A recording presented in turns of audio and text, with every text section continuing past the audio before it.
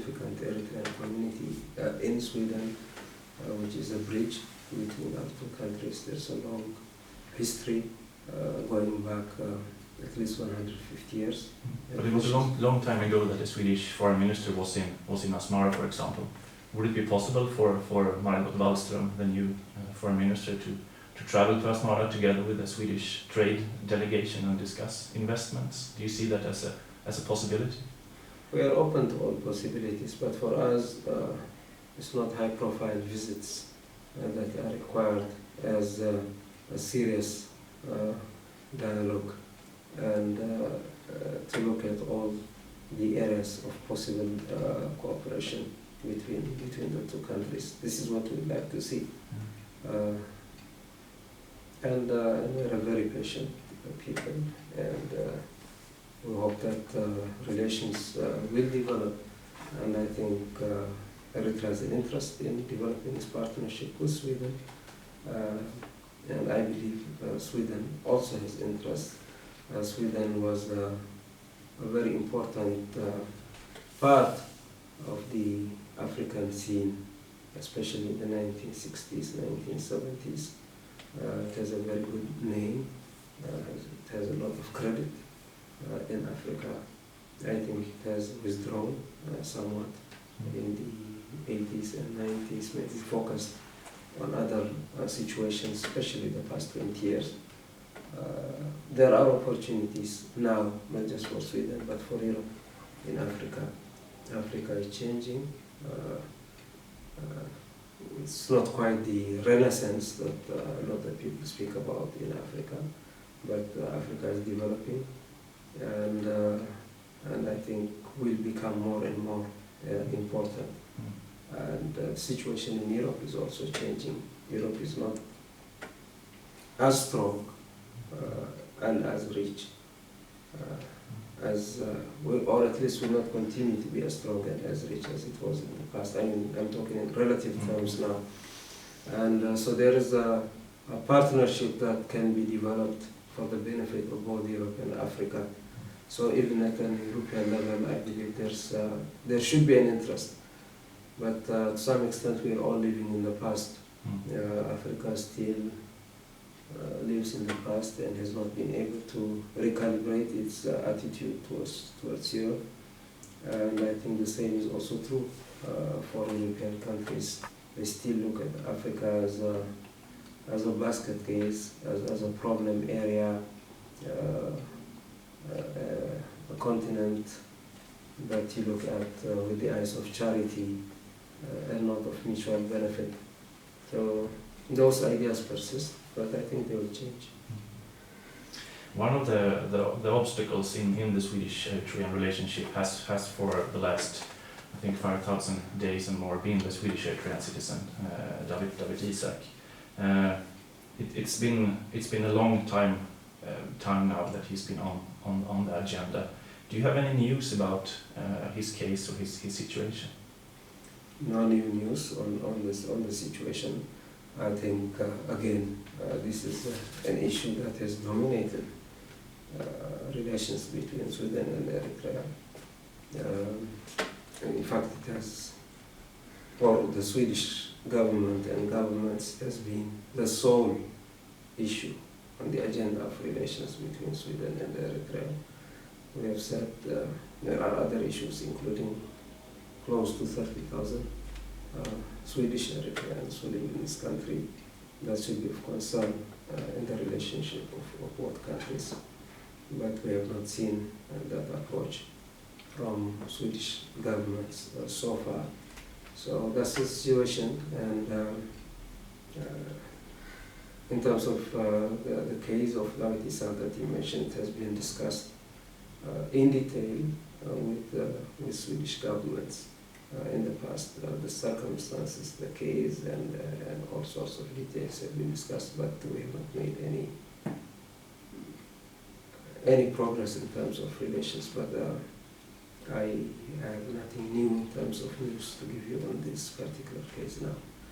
Is it? I mean, if you take my own example, I was jailed in Ethiopia and accused of terrorism in Ethiopia, and Sweden considered me to be a journalist. And both countries wanted to solve this issue, this kind of irritant in the diplomatic relations, and they found a solution.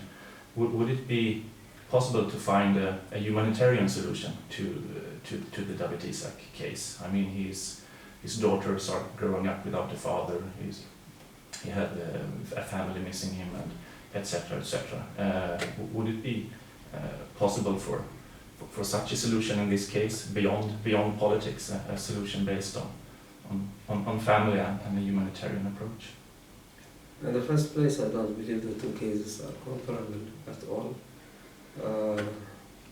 There is a solid case as far as David Isaac is concerned. But again, whatever solution to this issue will be the solution that is made by the government of Eritrea. We don't believe this is a case for diplomatic bargaining between Sweden and Eritrea. David is an Eritrean citizen, and the Eritrean government has the responsibility and has the authority to find a resolution of this problem, of this issue. Would it be possible to get any kind of sign from him,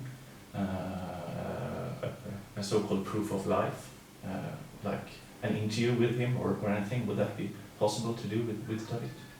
Again, as I said, this is the authority, the purview, the responsibility of the Eritrean government, and this is how we look at it. David Isaac is an Eritrean citizen, as I said, and there are Eritreans in a similar situation. Again, it is the Eritrean government's authority on this issue, and the Eritrean government has a track record when it comes to these kinds of matters. And that track record is? Track record is that not just Eritrean citizens, but even captured prisoners of war were treated humanely by the EPLF and by the Eritrean government. This is how we treat people, including people in detention. So he's alive? As I said, I'm not going to discuss the particular circumstances of the issue, but I'm talking about the approach of the Eritrean government and its policies. Is it worth the price, so to speak?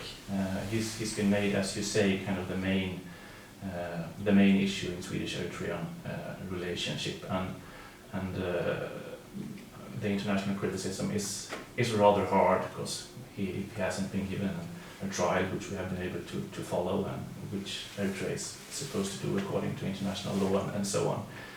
Don't you just want to get this problem off the table and focus on all these other issues? Is it worth the price after so many years? Again,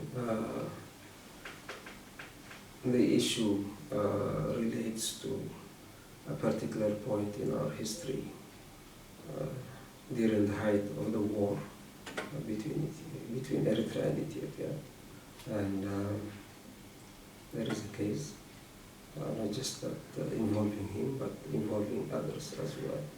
So there's a question of justice for Eritrea, and I think that's the most important thing for us. It's not a matter, as I said, for diplomacy and diplomatic haggling.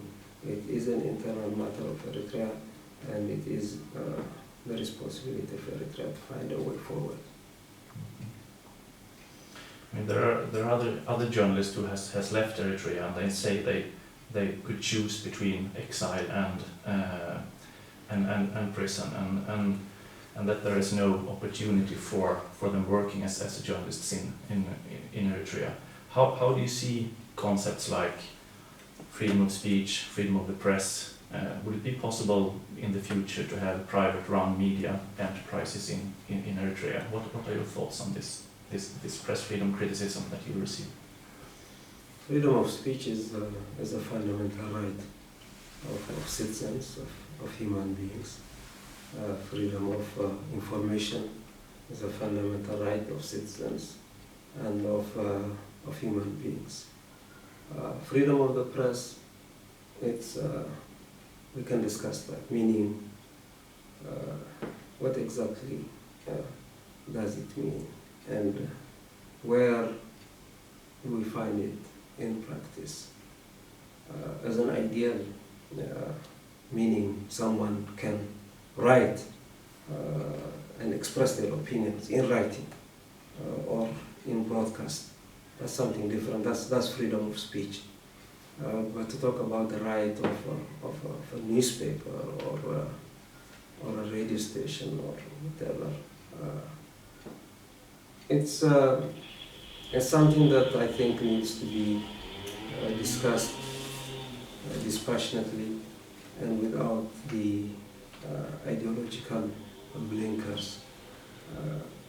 We look at the press in the world, the dominant press in the world, and we have a lot of criticisms of it. We always say, can the dominant press in the world look itself in the mirror, examine itself, and ask itself, is it really free? This is a question we ask. Again, I'm not being. I want this to be discussed away from ideology. But if you look at it, I don't believe the dominant press in the world can look itself in the mirror and say honestly that it is free. This is my view.